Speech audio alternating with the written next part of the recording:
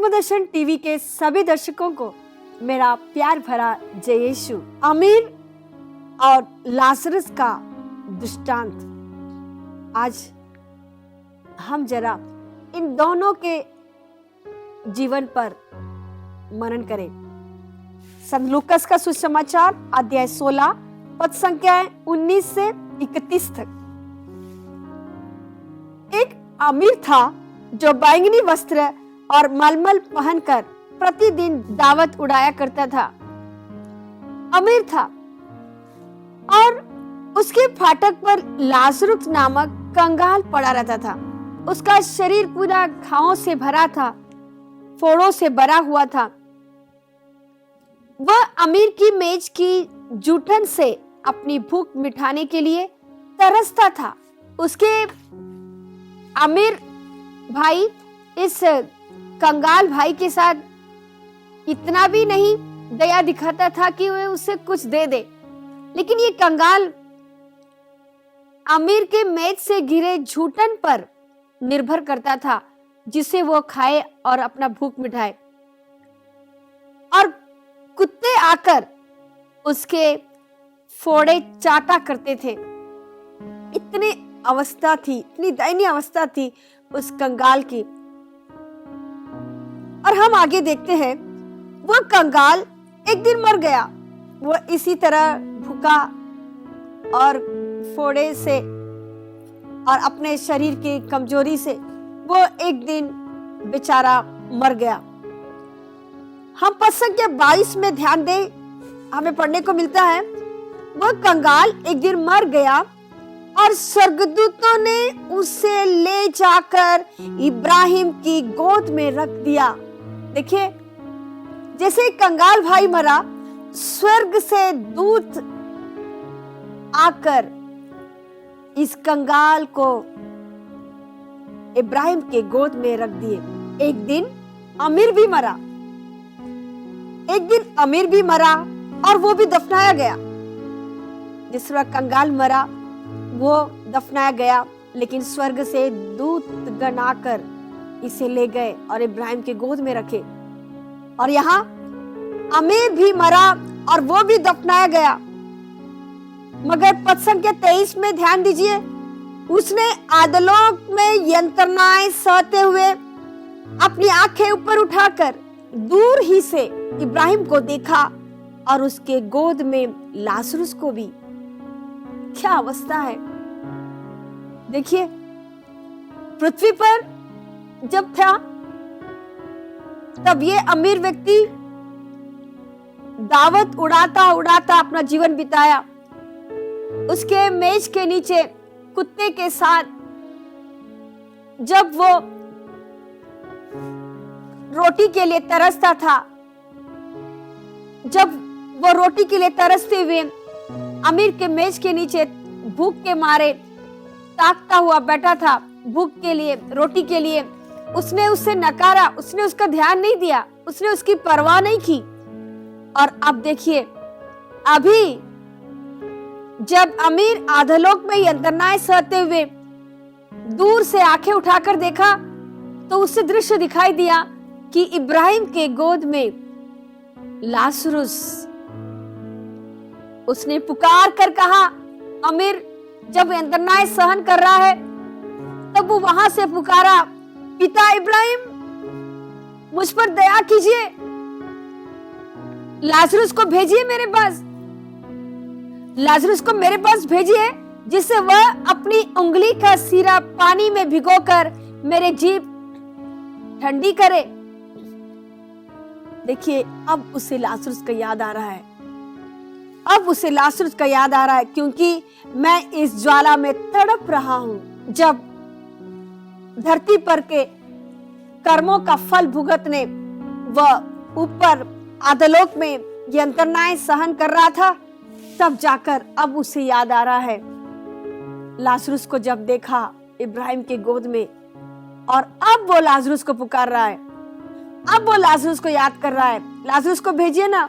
इब्राहिम ने देखिए क्या जवाब दिया, पद संख्या 25, बेटा याद करो कि तुम्हें जीवन में सुख ही सुख मिला था ना, तुम्हारे जीवन काल पूरा तुम सुखी थे, तुम मजा ले रहे थे, तुम उड़ा रहे थे, तुम्हें केवल अपने शरीर की चिंता थी।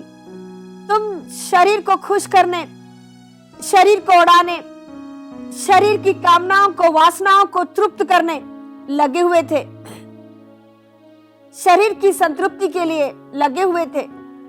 तुमने किसी की परवाह उस समय नहीं की। उस समय तुम्हें किसी और की याद नहीं आई। और अब देखे, जब तुम्हें सुख ही सुख मिला था और लाजरुस को दुख ही दुख, लाजरुस को दुख ही दुख, वो भीख मांगता हुआ बीमार अवस्था में असहाय होकर वो आपके पास तरसते हुए, याद है वो दिन तेरे घर के सामने, तेरे मेज के नीचे बैठा था, तब तुझे लाजरुस दिखाई नहीं दिया, तब तुझे लाजरुस की याद नहीं आई। और आगे वचन हमें याद दिलाती है, अब उसे यहाँ, लाजरुस को यहाँ सांत्वना मिल रहा है और तुम्हें यंत्रणा। मेरे प्यारे भाई और बहनों, ये तो एक झलक है हमारे जीवन का। जैसे करनी वैसे भरनी, इस बात को मैं फिर यहाँ याद करना चाहूंगी। जो हम बोते हैं वही हम लुनते हैं। हम धरती पर जैसे कर्म करते हैं उस प्रकार हम उसका फल लेने, हम फल कहाँ हम पाते हैं? धरती पर ही नहीं बल्कि जीवन काल, धरती के जीवन काल को समाप्त करने के बाद अब हमारे लिए तैयार है हमारे कर्मों का फल भुगतने। हम आगे देखते हैं। देखिए, बड़ा गौर से मनन कीजिए इस पद संख्या पर, पद संख्या 26 में।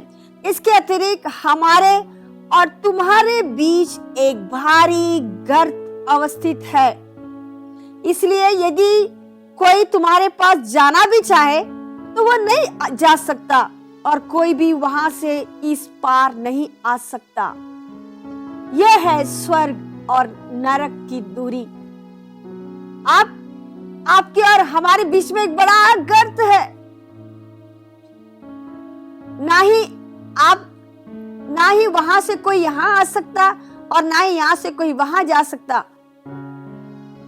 जैसे धरती पर आपने जीवन बिताया, उसका फल भुगतने आप सीधे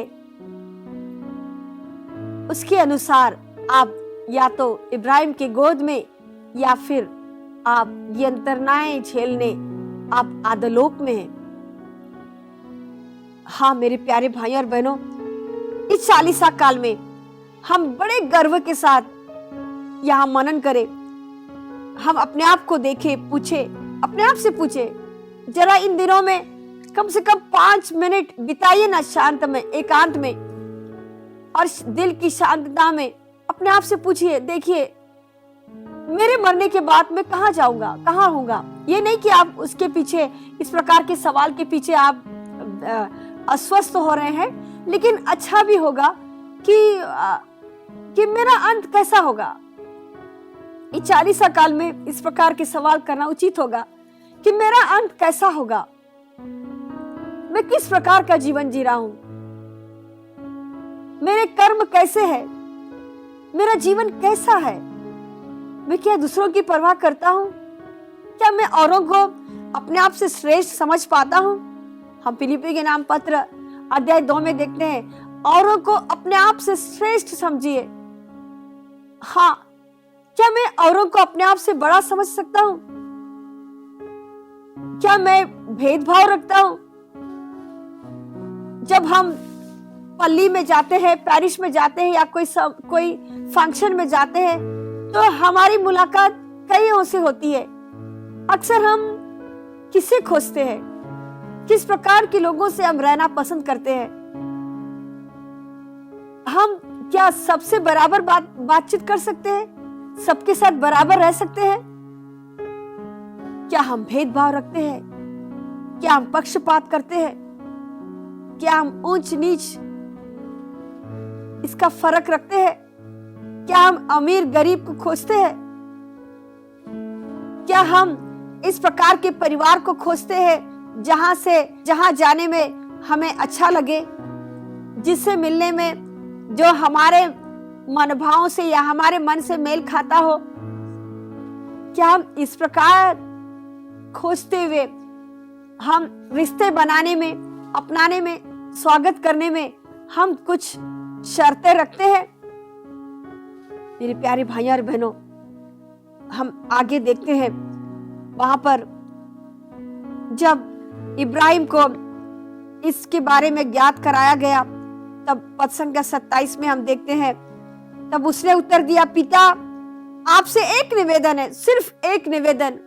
यदि ऐसी बात है तो एक काम कीजिए ना मेरे लिए, मैं तो नहीं आ सकता ना, तो ठीक है, तो एक काम कीजिए, आप लाजरुस को जो आपके पास पहुंच चुका है उसे मेरे पिता के घर में भेजिए ना। काहे के लिए? क्योंकि मेरे 5 भाई है। कौन कह रहा है? वो अमीर आदमी कह रहा है जो अधोलोक में पड़ा है। वो कह रहा है कि अब मैं समझ गया, खास मैं पहले से यदि इसके बारे में जानकारी मुझे मिली होती तो मैं ऐसा व्यवहार नहीं किया होता। मैं अधोलोक में पहुंचने लायक, अधोलोक में रहने लायक जीवन नहीं जिया होता यदि मुझे इसके बारे में जानकारी मिली होती। मैं तो यहां फंस गया, लेकिन मैं चाहूंगा कि आप लाजरुस को मेरे पिता के घर भेजिए और मेरे भाइयों को इसके बारे में समझाइए कि वे ऐसे रास्ते से बदल जाए, वे इस प्रकार जैसे मैं जीता था वैसा नहीं जिए, वे उदार मन से बड़े आनंद के साथ सबको झेलते हुए, सबके साथ मिलजुल कर, सबकी मदद करते हुए एक परिवार सा भाईचारे के साथ वे जीवन बिताए। लाजरुस जाके उन्हें चेतावनी दे, कहीं ऐसा ना हो कि वे भी यंत्रणा के इस स्थान पर आ जाए। हम पद संख्या 29 में ध्यान देते हैं, तब इब्राहिम क्या कहते हैं? मूसा और नबियों की पुस्तकें उनके पास है, बाइबल आपके पास है। जाके अपने रूम में देखिए, आपके प्रार्थना घर में देखिए, बाइबल है या नहीं। आपके पास बाइबल है? कम से कम इस 40 काल में हम ऐसे भी एक प्रण ले, ऐसा एक निर्णय ले कि 40 काल में मैं रोज 15 मिनट कम से कम रोज बाइबल पढ़ूंगा। हम बाइबल पढ़ेंगे नहीं, मैं बाइबल पढ़ूंगा। परिवार में एक साथ बाइबल जरूर पढ़िएगा, आपके शाम के विनती प्रार्थना के समय, संध्या विनती के समय। उसके अलावा आप व्यक्तिगत रूप से इस 40 काल में रोज 15 मिनट कम से कम जरूर बाइबल पढ़िएगा। इब्राहिम कहते हैं मूसा और नबियों की पुस्तकें उनके पास है, वे उनकी सुने। देखिए ना, बाइबल के द्वारा हमें ज्ञात कराया जा रहा है, पुराने विधान नए विधान के द्वारा हमें ये सारी बातें ज्ञात कराई जाती है। कलीसिया के द्वारा हमें बात, इस सच्चाई का हमें ज्ञात कराया जाता है। पिता इब्राहिम वे कहाँ सुनते हैं? वे तो सुनते नहीं। बिल्कुल सही। जब कलीसिया के द्वारा कुछ आध्यात्मिक विनती, उपवास या कुछ और कार्यों का आयोजन किया जाता है, तब कितने लोग आते हैं? कहीं कहीं पर तो जरूर आते होंगे, लेकिन कहीं कहीं पर कितने लोग अपने आप में व्यस्त है, कहाँ समय? क्या आप जब भी कलीसिया के द्वारा आध्यात्मिक भोजन का आयोजन किया जाता है, विनती उपवास का आयोजन किया जाता है, संस्कारों का आयोजन किया जाता है, क्या आप समय निकालकर इस प्रकार की बातों को सुनने के लिए आप तत्पर हैं? आप इच्छुक हैं? आगे हम देखते हैं, परंतु यदि मुर्दों में से कोई उनके पास जाए तो वे पश्चाताप करेंगे। पिता इब्राहिम बोलते हैं कि जब उनके पास बाइबल है, नबियों के द्वारा, मूसा के द्वारा उन्हें ज्ञात कराया गया, तब वे नहीं सुनते हैं, तो क्या ऊपर से कोई आए और उनके पास, जो जानते हैं कि लाजरुस मर चुका है, मरा हुआ लाजरुस अब उनके पास पहुंचे और खबर दे, तो क्या वे सुनेंगे? क्या वे मानेंगे? इब्राहिम ने उससे कहा, जब वे मूसा और नबियों की नहीं सुनते, तब यदि मुर्दे में से कोई जी उठे तो वे उसकी बात भी नहीं मानेंगे।